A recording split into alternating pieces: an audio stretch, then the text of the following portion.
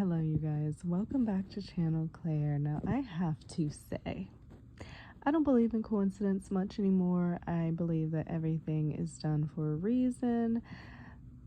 There's something always behind every action, and people do the things that they do for reasons. Things just don't happen by happenstance.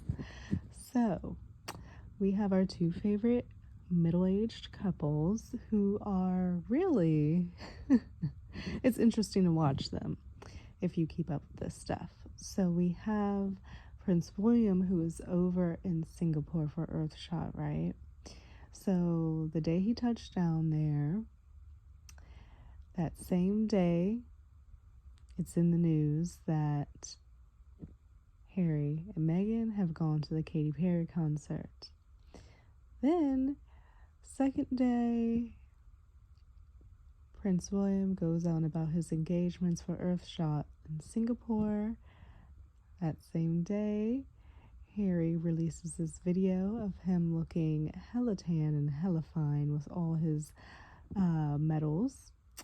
The backdrop looks to be him out in his yard in his Montecito compound that he shares with Meghan and the kids.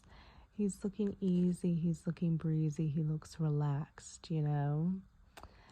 And then the third day, William is on about at Earthshot in Singapore, and Meghan and Harry are seen out and about this evening at an event honoring the servicemen and women.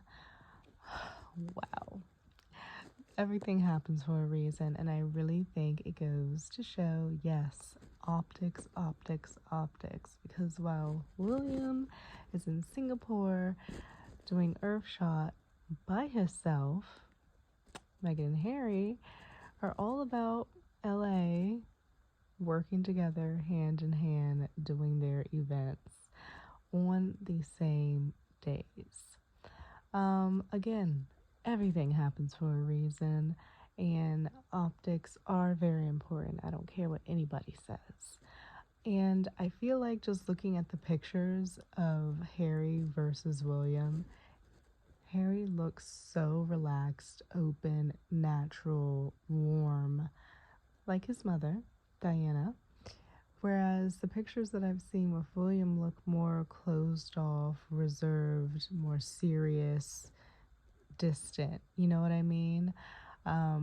Very different, these two.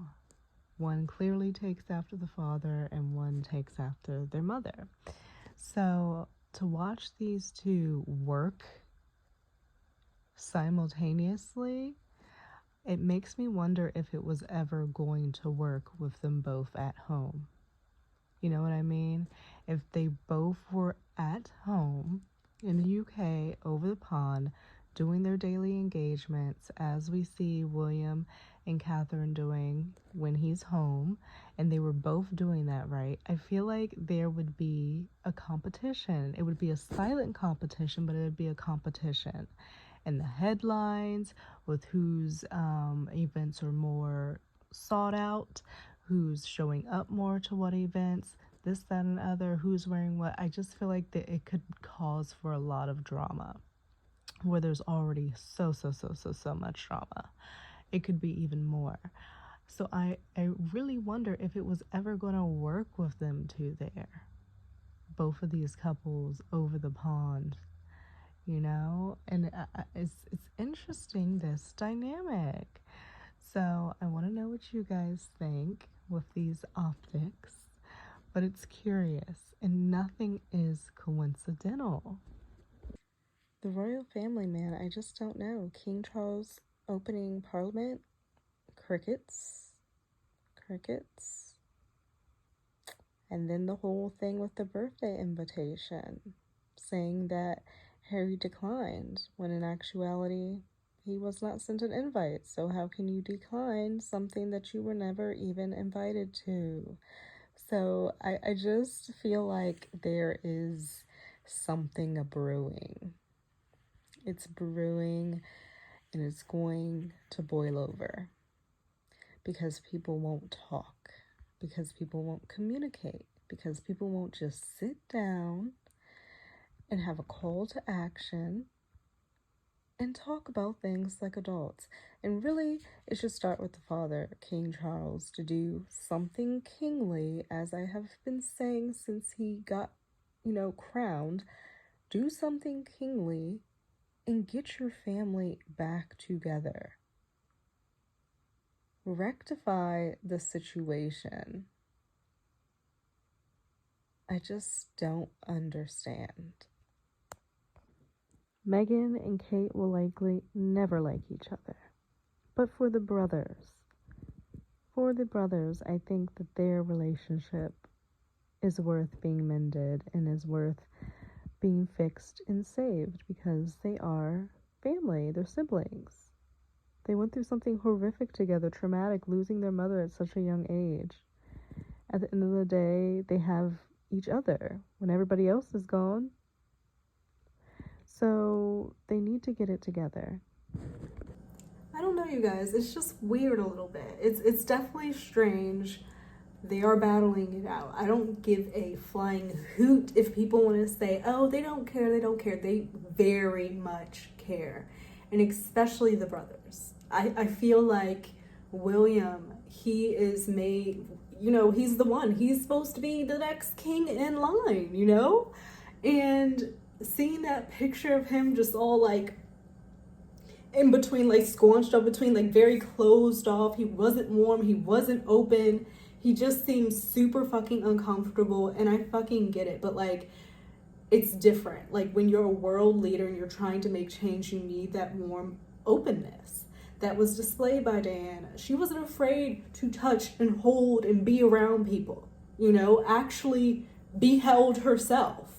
She was not afraid of that. And I see that more in Harry. I see her more in Harry than I see her in William. And I'm sorry. I really, really do. And then, so he's over in Singapore, William, the future king. And he's going on about how he wants to focus on social leadership.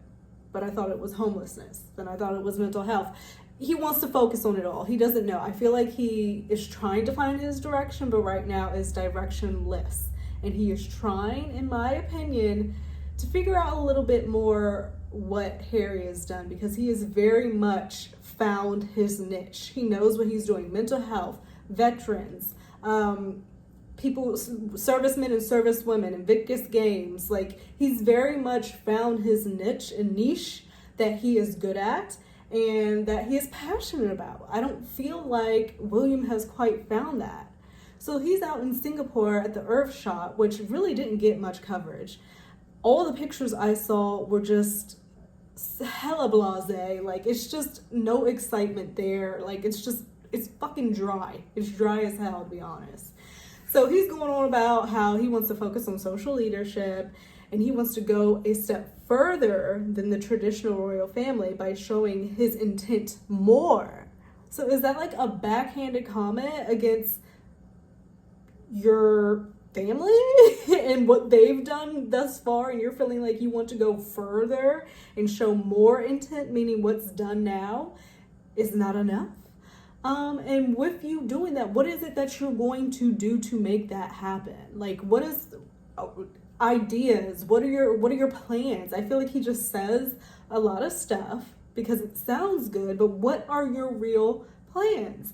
So he says that in an interview.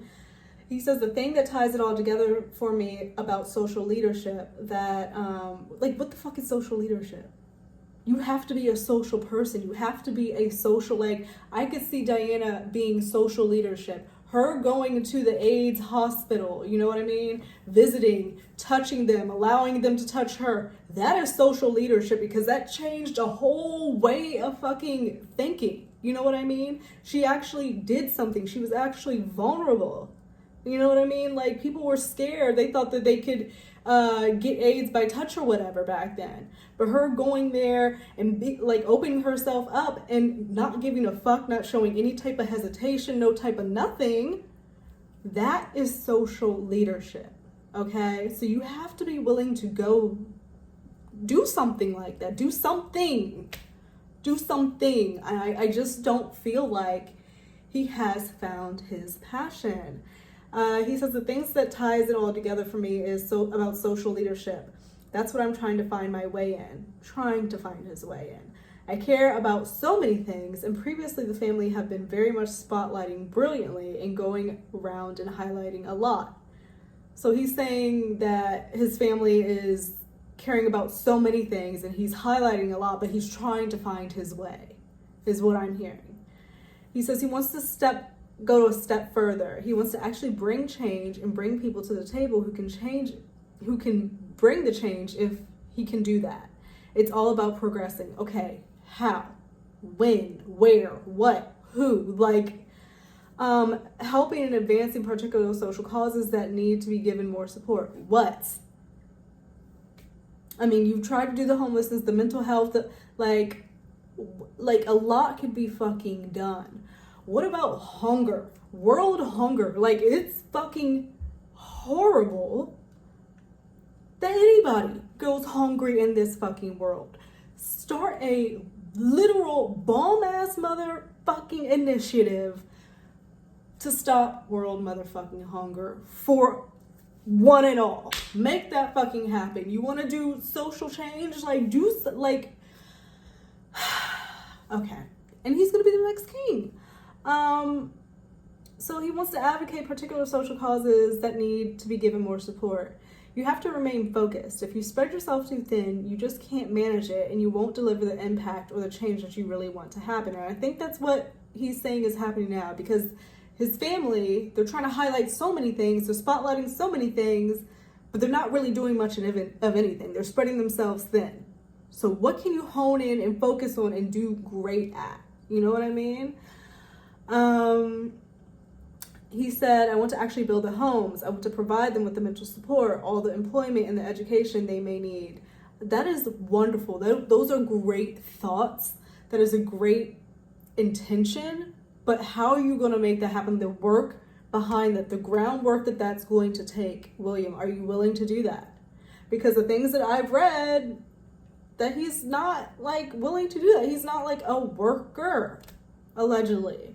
So are you willing to do that?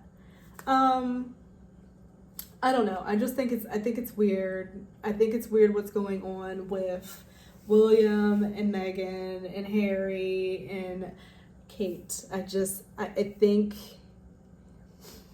my gosh.